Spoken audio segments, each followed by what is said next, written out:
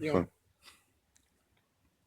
Ja näin, tervetuloa Kykybetset Susire Volleen ottelun jälkipeleihin. Ja annetaanpa kohtelisti puheenvuoro vierasjoukkueen Susire Volleen valmentajalle Tomas Heiskaselle. Miten tämän pelin sinä sieltä valmentajan näkövinkkelistä näit? Joo, kaksi ensimmäistä erää oli vastustaja pelasi odotetun kovasti, tiedettiin, että saavat äärimmäisen hyvän kuusikon kentälle joka pelipaikalle. Kova pelimies ja sen lisäksi meidän kaksi ekaa erää oli sitä, mitä meidän 4 edellistä peliä on ollut, eli ihan täyttä kuraa peli on ollut aivan hukassa ja sitten tuossa pitkällä erätauolla saatiin tehtyä semmoinen yhteinen päätös, että nyt lähdetään oikeasti pelaamaan joukkueena ja kokeilemaan vähän niitä rajoja. Kolmas erä oli meiltä hyvää peliä. Sama jatku neljännessä erässä ja siinä mentiin tosi tasaisessa merkissä. Oli omasta näkövinkkelistä aika tasokastakin peliä. Vastustaja pelasi hyvin, meillä oli hyvää peliä sekä syöttöruudussa että hyökkäyspuolella. Sitten siellä sanotaan 18 pisteen korvilla meillä 2 aivan käsittämätöntä virhettä. Toinen sijoittumisvirhe ja toinen helppo pallo nostettiin suoraan vastapalloksi. Jonka jälkeen vielä oli kaikki omissa käsissä 19-20 tilanteen jälkeen se ei enää ole. Siinä 3 käsittämätöntä tuomarivirhettä. Ei välttämättä ratkaissut parempi voitti totta kai, mutta olisi ollut kiva nähdä tuo tasokas erää loppuun asti rehellisin keino, että miten siinä olisi sitten käynyt. Näin, ja otteluhan päättyi siis Kykybetsä teille 3-1. Peilaako tuo tulos ihan ottelun voimasuhteita, Tomas Heiskanen? No kyllä se totta kai 2 erää vei kaveri meitä kun pääsi ja narusta, ei siinä silleen ole. Mutta loppua kohden, niin siellä oli kuitenkin 2 aika tasasta joukkuetta. Näin, Tomas Heiskanen ja Jaakko Aninko tuuraa tässä nyt sitten Hannu Kallejärveä. Ja Jaakko Aninko on Kykybetsetin kapteeni. Miten Jaakko sinä näet tämän pelin näin? 2 erää ihan veitte kuin kuori ämpäriä kaveria, niin kuin tuossa Tomas Heiskanen totesi, mutta sitten 3. erä selvästi hyökkäyspeli vähän ontui, tai paremminkin voi sanoa, että kaverin vastustajan torjuntapelit parantui. Miten sinä näit, Jaakko, sen? Mitä siinä tapahtui? No 3. erää, joo, se lähti vähän sillä heikosti. Mä kattelin tilastot, oli 6 syöttövirhettä, 6 suoraa hyökkäysvirhettä ja lyötiin 3 torjuntaa. Niin siinä voi päätellä, että miten paljon on eväitä voittaa se erä. Toki vastustaja varmasti tiivisti torjuntaansa ja tuli hyvällä tsempillä. Sitten ehkä alettiin koko joukkueen voimin liikaa miettimään, että Terolla alkoi pohkea kramppaamaan ja siitä tehtiin nyt koko kuusikon asiaa. Että musta tuntuu, että vähän turhaan mietittiin sitä, että Tero taisteli tosi mahtavasti, mutta mun mielestä se ei pitäisi vaikuttaa vastaanottoon, se ei pitäisi vaikuttaa muiden torjuntaan, eikä se pitäisi vaikuttaa hyökkäykseenkään, jos ja kun päästään vaan palloon normaalisti lyömään. Että mun mielestä vähän liian iso asia tehtiin siitä, että siellä kaikki surkus ja pelkäs, että kun Henkkakin on loukkaantunut, niin ettei ole varapassaria. Survo kyllä ehkä sitten paranti ja 4. erä tosiaan oli aika hyvää peliä. Niistä tuomaroinnista viimeisissä palloissa, niin sanotaanko, että varmaan tilanteita semmoisia, mitkä olisi voinut viheltää puolin tai toisin, että tietysti että kun on itsekin häviäjäpuolella joskus ollut, niin ainakin se tuntuu siltä, että kärsii vääryyttä ja voikin olla, että sillä saattoi olla vääryyttä, mutta minun mielestä ne tilanteet oli hyvin pitkälti semmoisia, että ne olisi voinut pyörähtää kumman päin tahansa, että ne oli tuomarin näkemys se hetkisestä tilanteesta.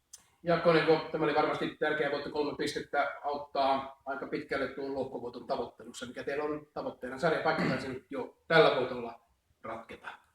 No mä en tiedä, tai siis tiedän sen tilanteen, että nyt ollaan keulilla, mutta en ole laskenut sitten sitä, että mitä se vaikuttaa esimerkiksi ylemmän loppusarjan suhteen. No, erityisesti tämä voitto oli tärkeä, niin kuin puhuttiin jo ennen peliä kopissa, että jäi hampaankoloon susirajalla alkusyksystä ja haluttiin näyttää, että ollaan me ainakin napsun verran parempia, mitä siellä esitettiin. Ja 2 erää mun mielestä osoittikin sitä, että sitä pelitahtoa ja voitohalua.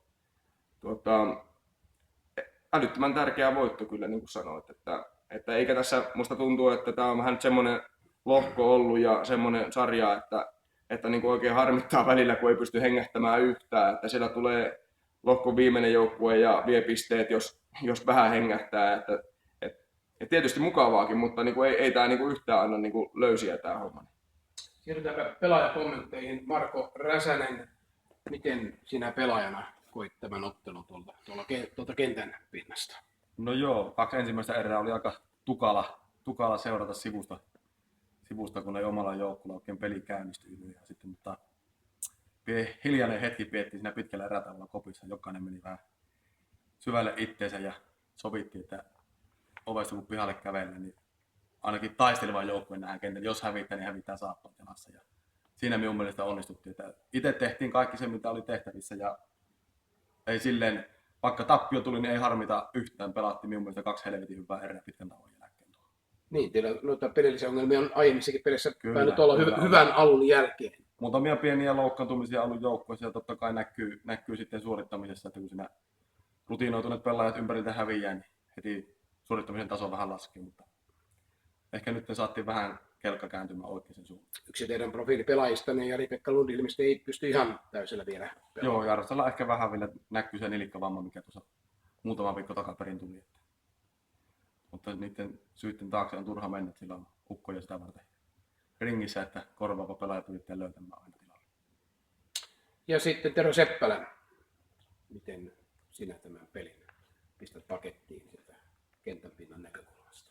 No, kaikki tässä tainnut sanoa, että 2 erää pelattiin aika hyvää lenttistä ja tuntuikin siltä, että oli tosi mukava olla kentällä. Ja Jaakkokin taisi sanoa siinä pitkällä erätauolla, että jos joku joukkue, niin Survo kyllä pystyy nousemaan vielä niin kuin 2 hävityn jälkeen ja näyttikin sen, että oltiin kyllä aika vastaantuneita siinä erässä, että virheitä ja kaikki, mutta se johtui siitä, että Survo syötti hyvin, torjui hyvin, että yleensä sen kautta ne alkaa tulemaan niitä virheitä ja lumipalloefekti. Niin Mutta sitten 4. erä niin saatiin vähän koottua riviä ja vähän tiiviimmin sitten pojat pyrki siinä auttamaan, kun itsellä oli vähän liikkumisen kanssa niin ja näin, mutta tärkeää, että rutistettiin loppuun asti.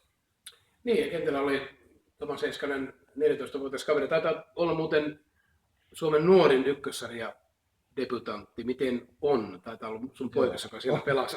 Hän arvelisi, mutta... On oma poika, en nyt tuosta ei faktaa ole, mutta eiköhän tuo lähimpänä kuitenkin ihan sitä nuorinta päätä ole. Ja täytyy sanoa, että tänään kesti pojalla hyvin pää syöttöruudussa ja nosti oikeastaan 3. ja 4. erässä molemmissa meidät. Tai 4. vielä siihen mukaan siihen taisteluun. Ei tullut suoria ässiä, mutta sai kuitenkin horjutettua vastaanottoja ja jopa puolustuspalloja sieltä. Ihan hyvä suoritus. Katsotaan, 2 vuotta on vasta lentopalloa pelaamaan. Ehkä sitä pelin missä on. Ajatellaan, että kuinka monta 14-vuotiaista pelaa Suomessa ykkössarja, niin väittäisin, että ei varmaan ketään muuta hänen lisäkseen. Eli hän on varmaan teille ihan semmoinen hyvä tuleva pelaaja. No mitäs tästä eteenpäin, Tomas Heiskanen?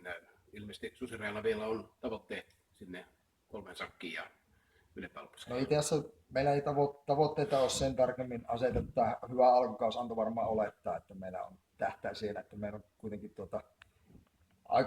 aika heikosti harjoitteleva joukkue ykkössarja ja siihen nähdään on pärjätty tosi hyvin tässä. Ja totta kai taistellaan, että meillä on ensi lauantaina semmoinen, miten se nyt sanoisi, heimosota Enonkosken pyrintöä vastaan. Me luulen, että sitä peliä ei ratkota taidolla, vaan se ratkotaan tunteella se peli. Ja se on, siihen jos ei joku meidän jätkistä syty, niin se voi sanoa, että se ei kuulu tähän joukkueeseen sitten.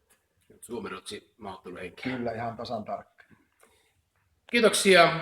Tämä jälkipeli on päättynyt ja Liperin teille Sorvalla hyvää kotimatkaa.